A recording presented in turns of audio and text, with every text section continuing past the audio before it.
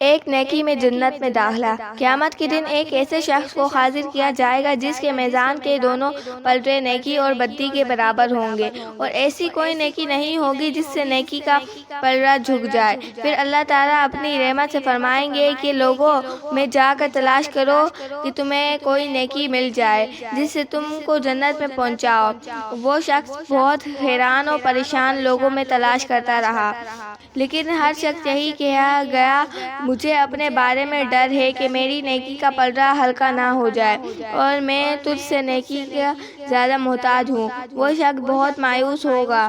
اتنے میں ایک شخص پوچھے گا، تجھے کیا چاہیے؟ وہ کہے گا، مجھے ایک نیکی چاہیے، اور میں بہت لوگوں سے مل چکا ہوں جن کے ہزاروں نیکیاں ہیں، لیکن ہر ایک نے مجھ سے نخیلی کی۔ وہ شخص کہے گا، میں نے بھی اللہ تعالیٰ سے ملاقات کی تھی اور میرے صحیفے میں صرف ایک ہی نیکی ہے، اور مجھے یہ گمان ہے کہ اس سے میرا کوئی فائدہ نہیں ہوگا، لہذا تو ہی اس کو میری طرف سے ہدیہ لے جا۔